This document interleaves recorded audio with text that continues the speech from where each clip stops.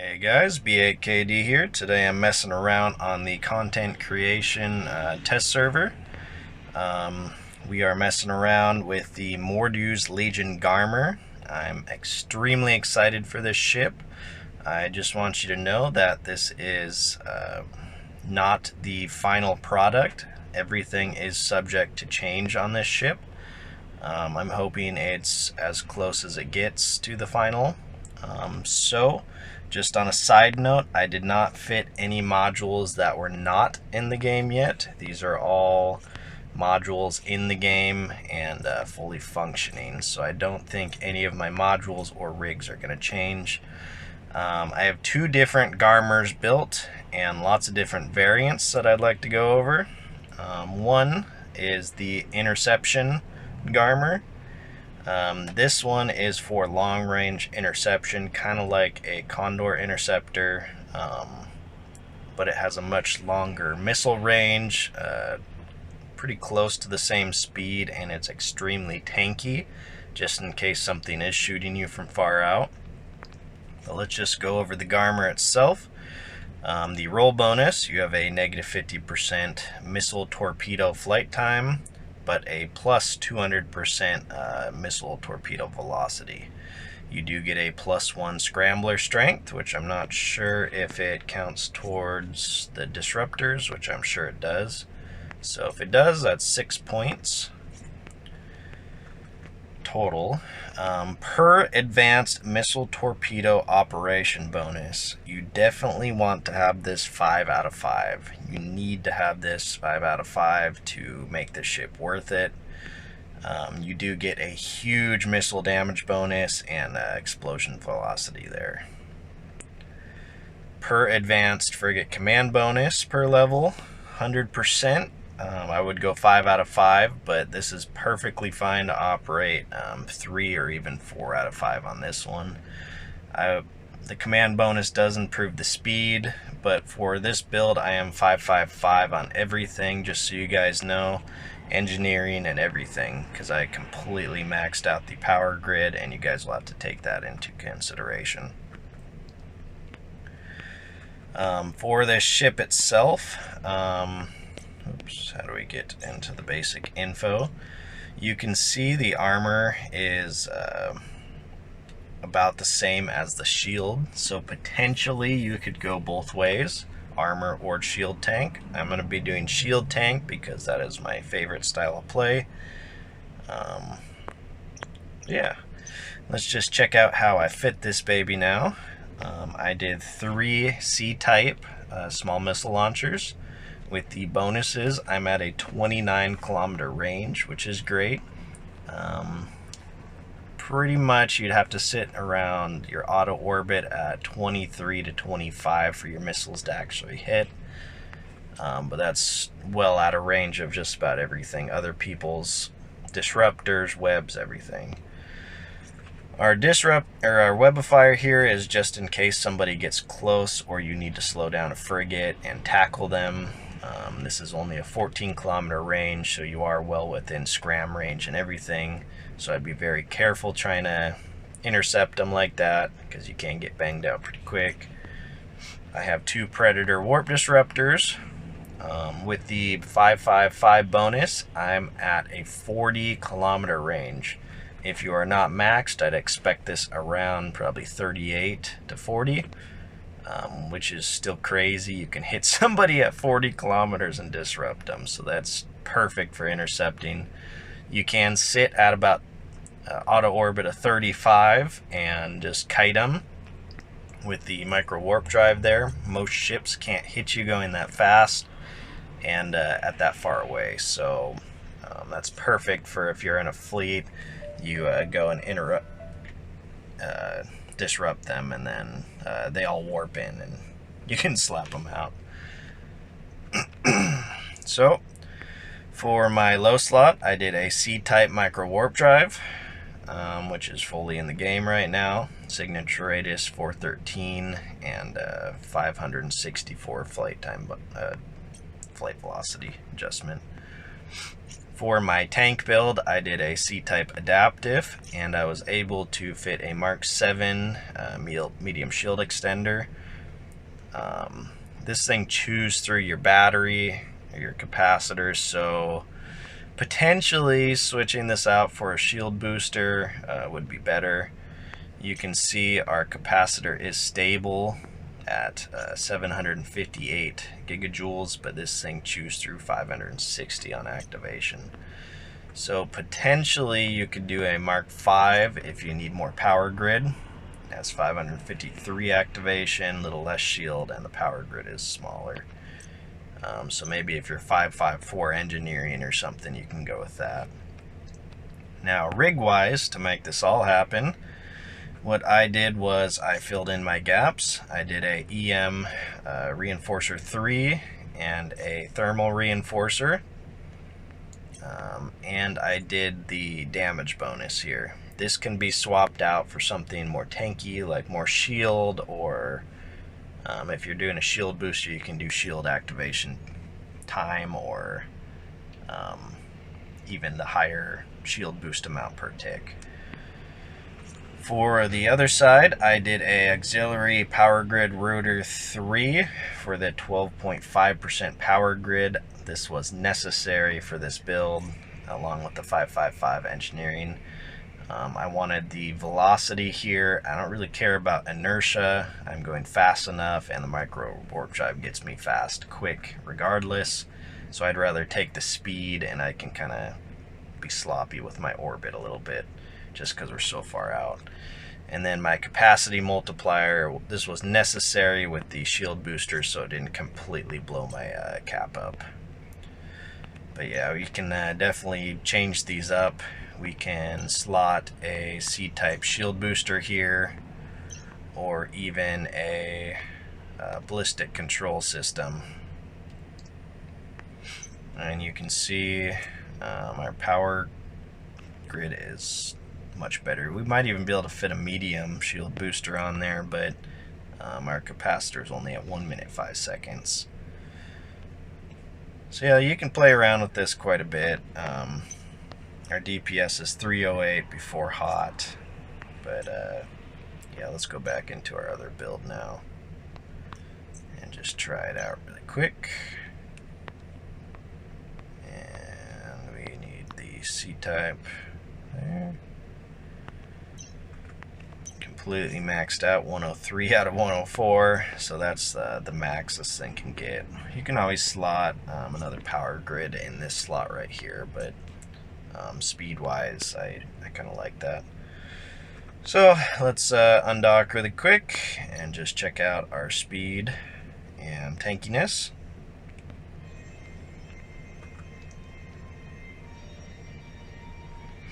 So with our micro warp drive on and our shield booster, we are still cap stable. If we look in here, capacitor is stable, so you can sit here and kite indefinitely, even with your disruptors and web fire on. For speed, we are going 4,200 meters a second, which is still pretty dang fast. It's great for intercepting, keeping your distance. There aren't that many ships that go over 4,200, so you can kite pretty comfortably. And if you're good with the controls, even if they are faster, you can somewhat keep them in range.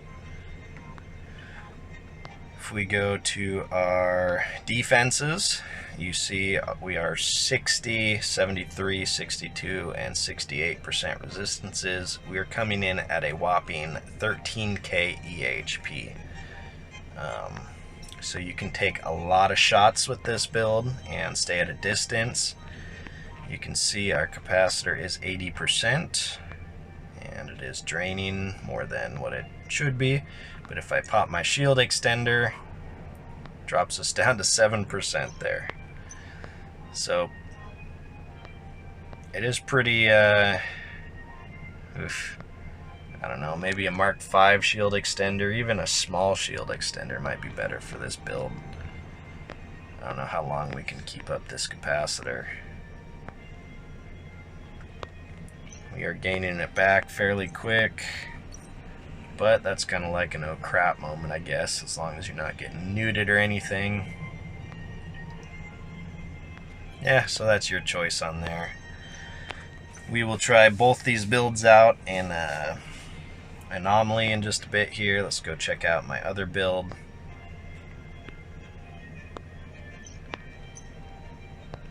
Just a little buggy on this test server, but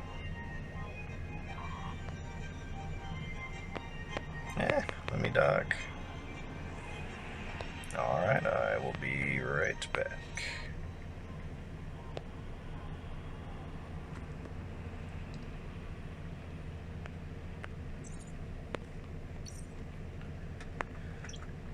Okay, let's go ahead and get in our other Garmur.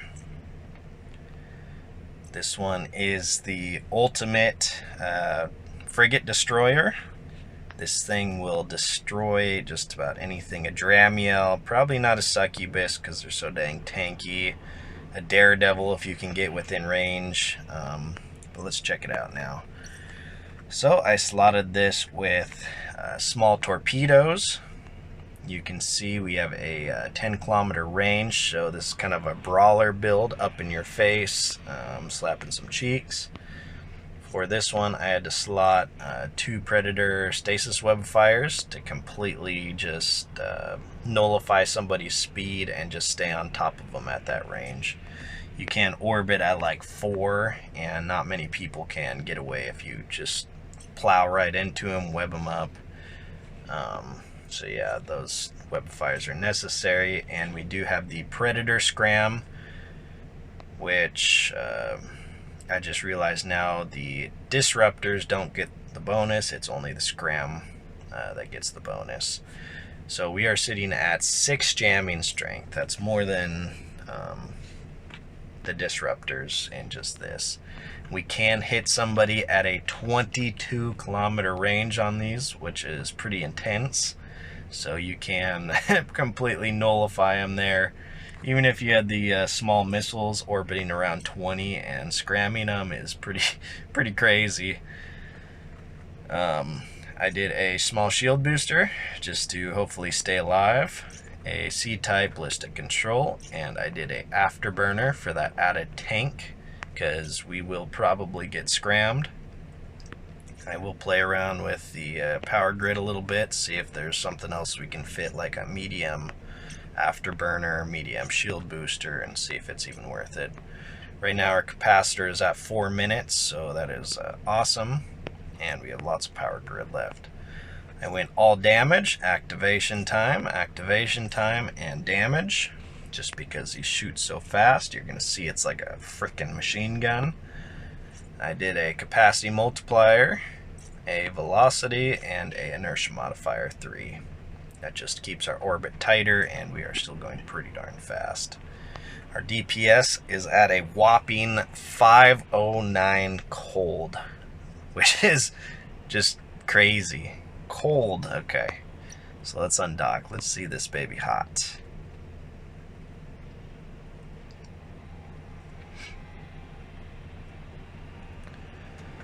Alright, so let's pop this and our ballistic control. So we are at 652 hot. That is pretty intense. Not many frigates, if within range, are going to stand up to this.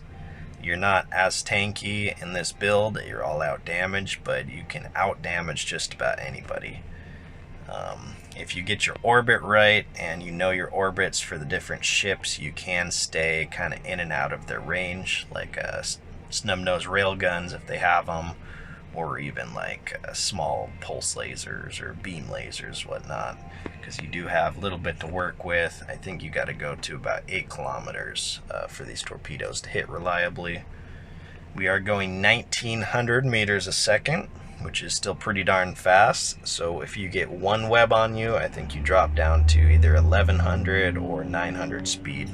So with 2 webs, you can break out of other people's single webs, along with having your scram on you is pretty deadly. So yeah, let's take this into a PvE scenario and see what we can do. Alright, so I am warping into a T10 anomaly. I'm going to go in at 30. There are, I think this is the third or fourth wave. I did switch the fit up. I was able to fit a C-type medium shield booster. Paired with the Nosferatu is deadly. You can just about keep your shields up all the time and have extremely high DPS. Let's just go barreling towards a Raven here.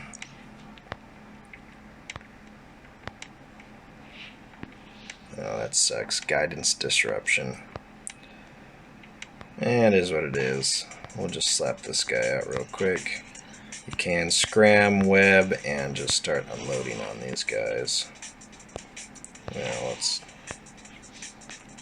unlock and focus fire. This one's almost already dead, but I can just one tap my medium shield booster and I'm pretty much full again. I don't think I have my orbit set right. Let's go down to 4 there. We are reliably hitting with our ballistic control. This thing just launches just one after the other.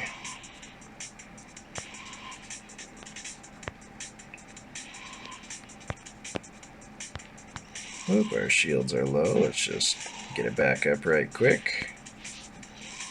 Let's go take out the interdictor here. We are full again, so we can take our shield off. These are, I think, missile boats, so they are applying a little bit of damage each time. Jeez, you see we're just chewing through this guy.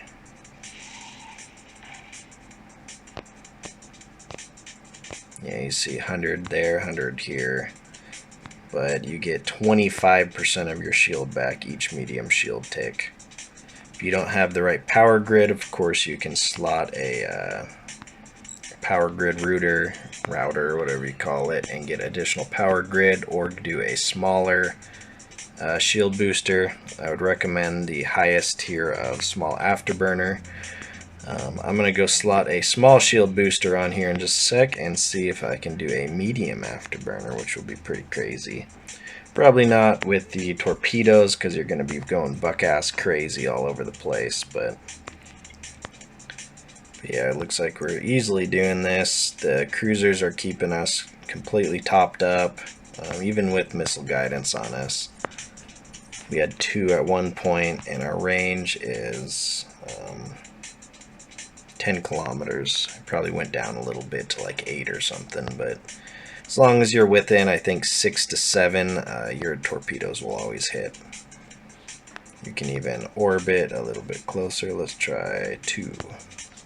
Let's just do 0. Let's see what happens.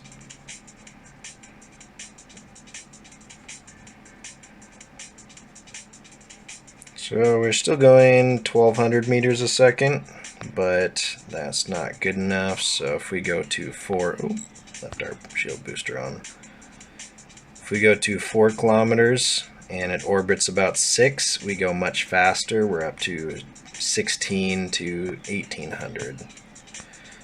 That's kind of like the sweet spot for speed tanking.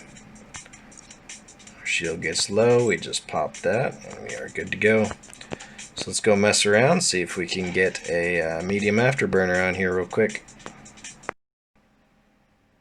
Okay, I fit only a Mark V medium afterburner due to the power grid requirements. This is completely maxed engineering, missile, and shield skills.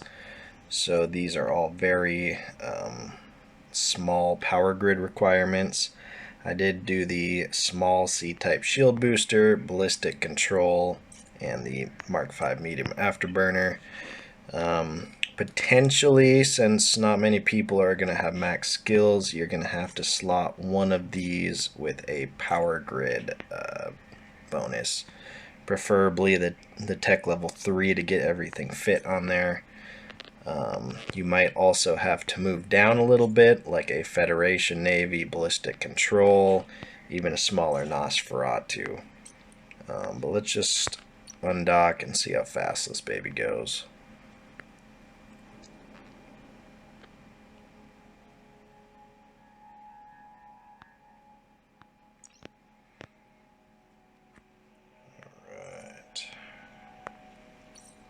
So it takes a while to build up speed, but we are going 3,300 meters a second. The inertia definitely helps. Let's just see how fast we bank. We bank extremely slow. Let's go ahead and warp in here and just try the afterburner, see if we can even hold on orbit.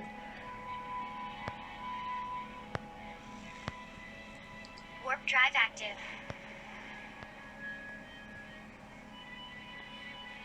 Not sure if the medium afterburner is too prevalent on this ship, unfortunately, but we are definitely trying it out. Let's go ahead and orbit something slow like this thing. It just takes forever to get to speed with the afterburner. It's like the boost is just slow. Might need a better inertia. So we are at 4 kilometers. We are having trouble orbiting. And we are only going 1,700 now. Okay, we're getting our orbit. Let's just web this guy. Yeah, we're just going all buck crazy. We can't even keep an orbit on this. If you want to go fast, I would just slot a micro warp drive and do long distance missiles. Yeah, we can't keep an orbit. Medium afterburner's a bust. Alright, this is my last build.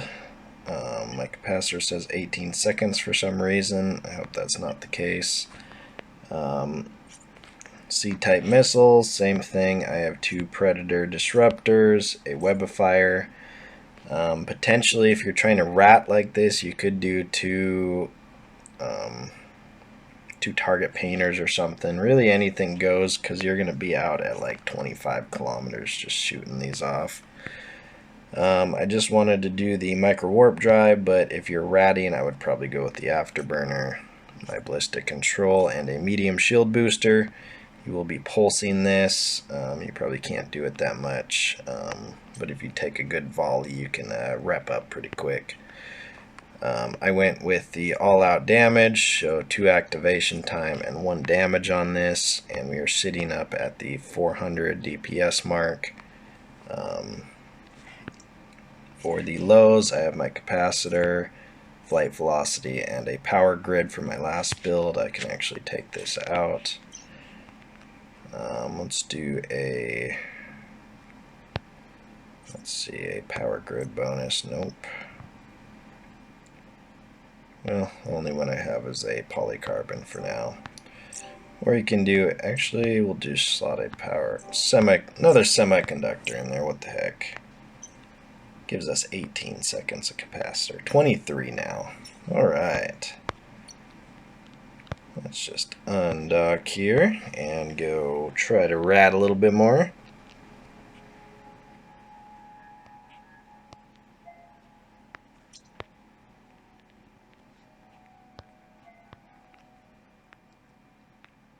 Warp drive active.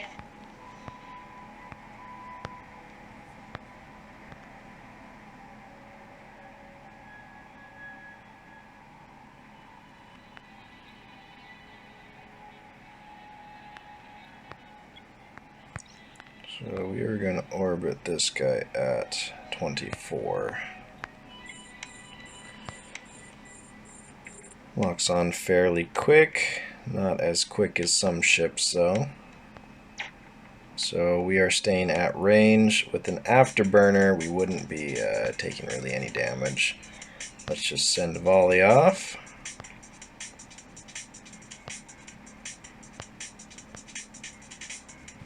Oops. No, not the default. I gotta change this really quick. I'm probably gonna have to do like 23 there. so we don't just go launching off into space. I didn't see how much damage that was. Let's launch another one.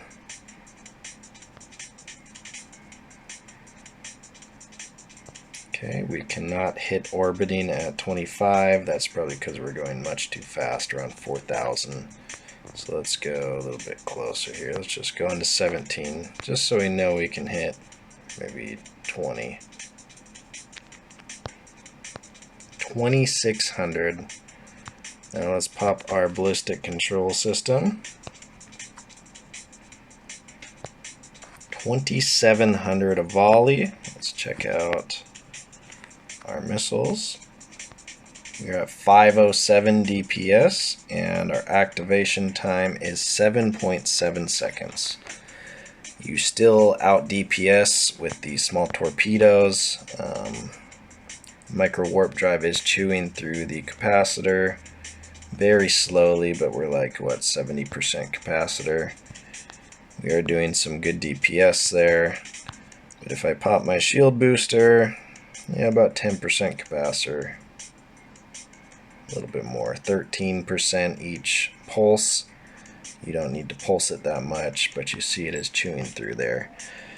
So potentially what you could do, the capacitor multiplier helped out, but you could do a afterburner or whatchamacallit. Let's just find the rig. It's the one that reduces the capacitor.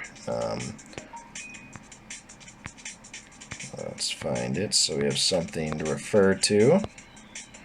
The dynamic fuel valve. Negative 40% capacitor need adjustment. I think this might work good if you're rolling with the micro warp drive. But with an afterburner you won't have too much of a problem because you do have extra capacitor and stuff, but that's just if you're rolling with the warp drive. Well, I think that's going to do it for this video. My favorite build out of all of them was this one with the small torpedoes, the medium shield booster, ballistic, and the afterburner. The Nosferatu is necessary for ratting. You could potentially do 2 Nosferatus if you know there are nothing that's going to be warp driving at you, and your capacitor is pretty much topped up all the time. If you do a storyline, the scram and the web is necessary to hit those elites off, but definitely a Nosferatu with the medium shield booster.